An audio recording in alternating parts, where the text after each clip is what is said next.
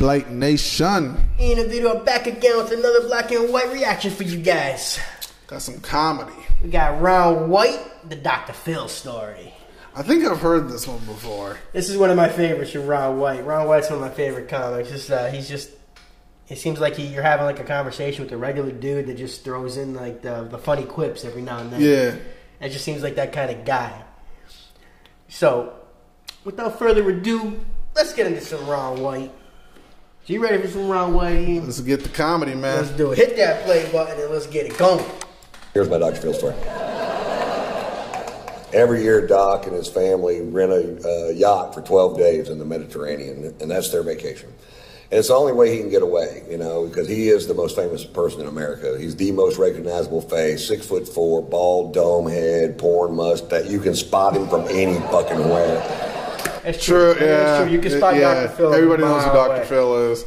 6'4", bald head, porn stash. Yeah.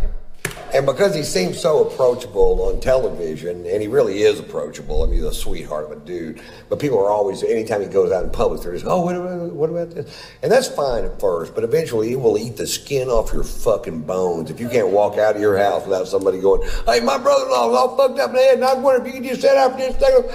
Come back here! Asshole! That's got to get annoying, though, to be fair. Yeah. Yeah, it's like when Eminem goes out in public and someone just wants you to, hey, can you spit this verb? Hey, where you going, prick? No. Yeah. People think celebrities move on their time. And yeah, you see Dr. Phil on the street, he'd probably be like, okay, apply to my show and I can help you there.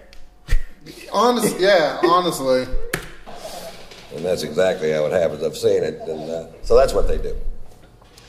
Well, this summer, my wife and I went on vacation to France and Monaco, and I need a break too. Sometimes I do 140 cities a year. I do more dates than any other comic, more cities than any other comic working the day because I just love fucking doing it. And 20 minutes from now, nobody's going to give a fuck about what I have to say. So, while they do, I believe I'll do a lot of shows. Hey.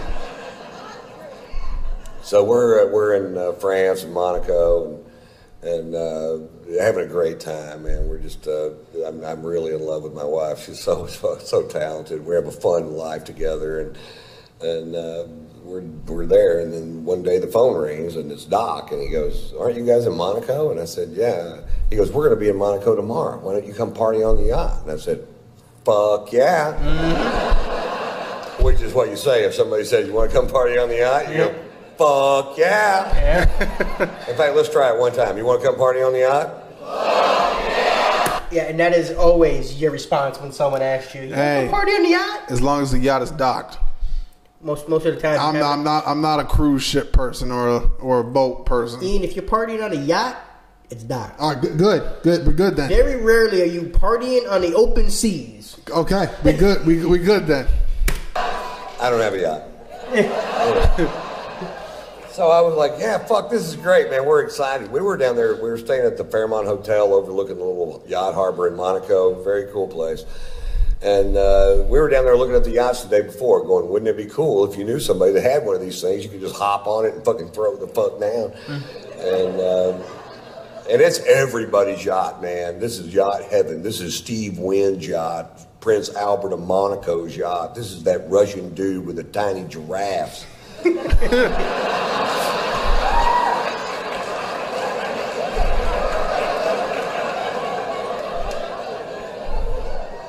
Anyway, they're coming in at 6:30 the next evening, so the next morning we wake up, or next afternoon we wake up and we go have this amazing lunch, and we're drinking this fucking great wine from France, probably.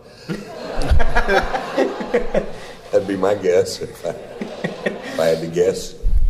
Well, if you're in France, you're probably drinking French wine. Yeah. Typically. He's like, it's probably French. Who knows? I don't know. Maybe we got some Italian wine. Yeah, have to guess. France. And we were just having a great day, sex, and just a fucking... And then we go down to the fucking harbor that evening at 6:30. Sure enough, Doc's backing in a 165-foot yacht.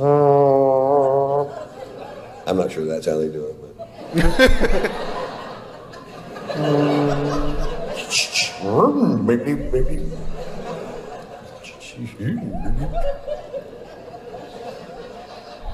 the only way to get on the yacht is to walk on this gangplank to get on the yacht. And I'm walking on the gangplank going, nobody's stopping me. And to be fair, that's how I'd walk onto a yacht too. Ain't nobody stopping me. The excitement. Oh yeah, because it's not every day you get to go party on a yacht. True. You get on the yacht, and there's our friends from California halfway around the world. Are you fucking kidding me? How much fun are we having? I'm hugging everybody. There's a bunch of people on the yacht. Anytime I'm hugging you and I'm in a strange place, what I'm really doing is looking over your shoulder trying to find a bar. That's why I'm turning you.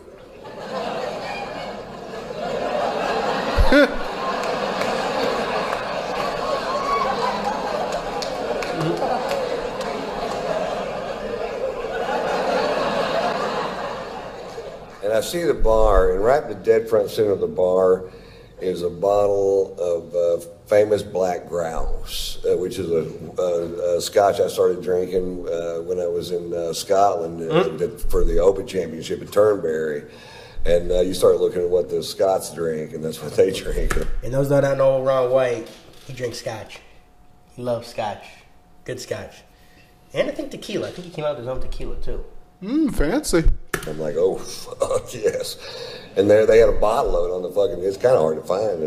And the bartender poured me a big old glass of whiskey, way bigger than this one.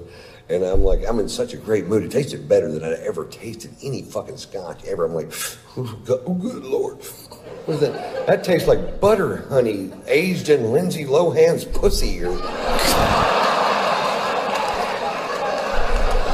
Great.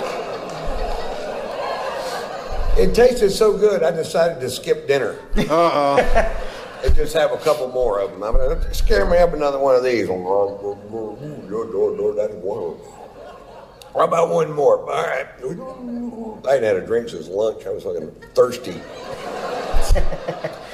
I was going at it, you know. And Doc noticed I was really drinking hard. And he goes, boy, you're really drinking tonight, Ron. I said, yeah, Doc, some nights it just tastes like spring water. He goes, why don't you just drink spring water, Ron? I don't know. I'm not a fucking doctor.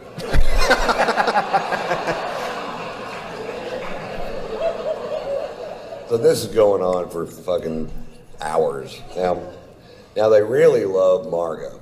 They really love my wife, Margot. Margot's sung on Dr. Phil's show a few times, and they go everywhere to see her.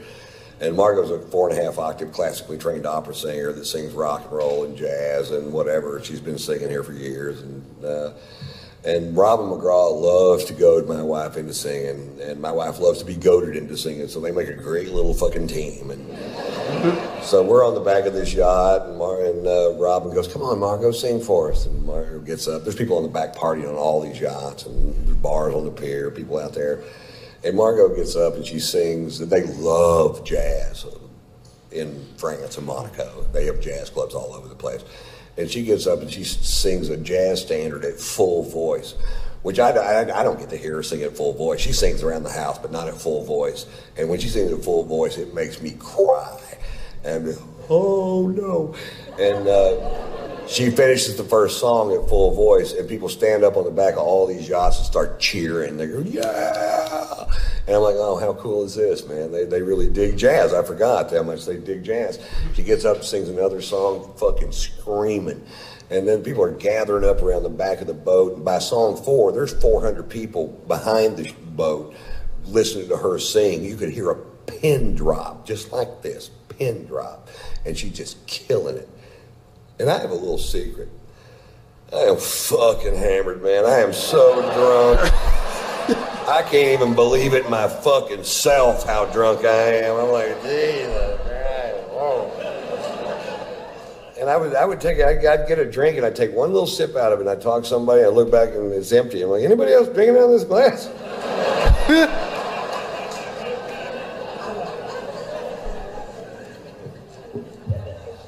Miscalculation. Anyway, she does, I don't know, 7 or 8 songs, and she goes, okay, guys, that's enough. And she sits down, and Doc goes, well, Ron, you want to do something?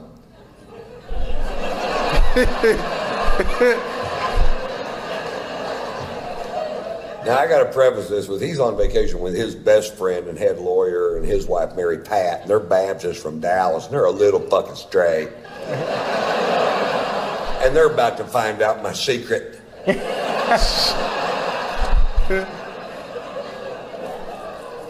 About 20 years ago, I was doing a bit that was so vile that I only did it for about a week, and I just quit doing it. I'm like, this is not the direction I want to take my crowds or my show. And I have no idea why I picked that night to dust her off and take her for a spin.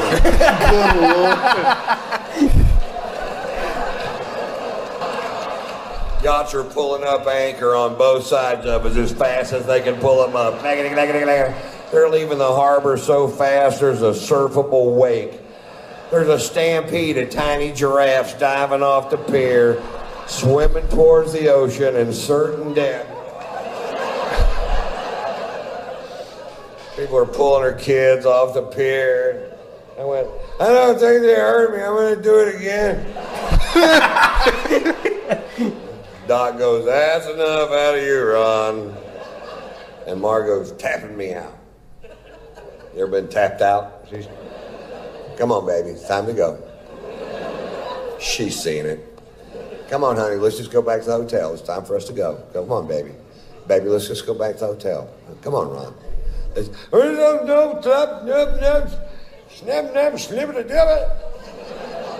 I speak fluent drunk. That means I don't know why you want to leave. I'm having a perfectly good time.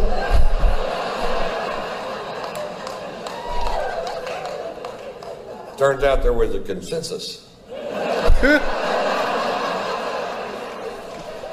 like, okay, I'll leave.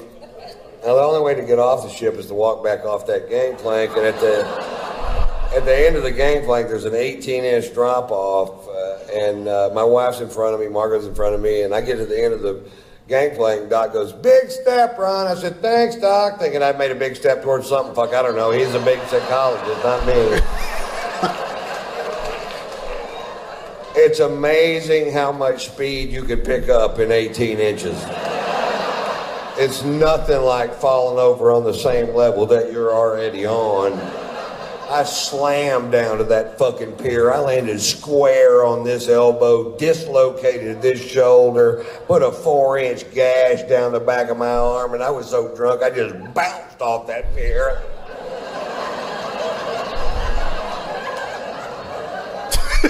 Jesus.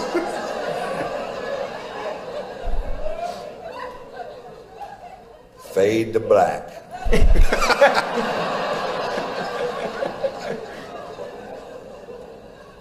I wake up the next morning with the shoe buddies. All I can do is lay there in bed and go, shoe buddy.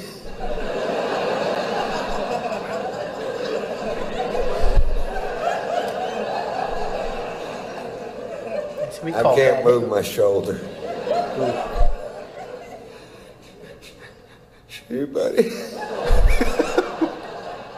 My shirt stuck to my arm with blood and giraffe hair and whatever the fuck else you find on a pier.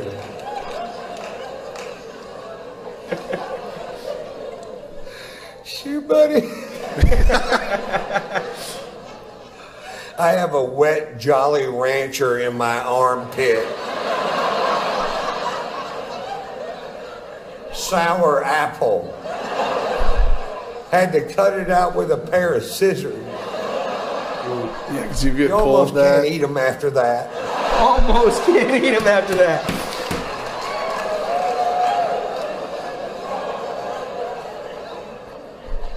Shoe buddy. I slowly opened my aching fucking eyes. And there's Margot.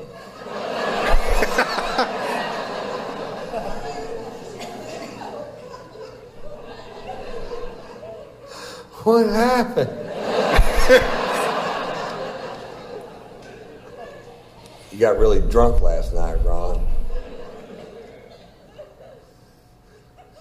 What'd I do? Well, you did the Tits fucking Mamie Eisenhower story.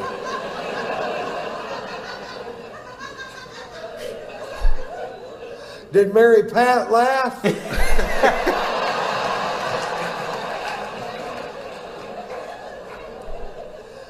Mary Pat left is what Mary Pat did. Shoot, buddy. You think they're going to invite us back over to party on the yacht today? Because I don't know what's going to happen now, Ron. I don't know. Walks out of the room, slams the door. And I just start berating myself. I'm like, why do you do that, Ron? Why do you get so drunk it ruins things for other people? Why can't you just drink like a regular goddamn person? Is that too much to ask? You have a wonderful son and a beautiful wife, a great career. Why don't you make some changes in your life that'll make a difference in the long run? And about then the phone rang and it was Doc and he goes, you guys gonna come party on the yacht? And I said, fuck yeah!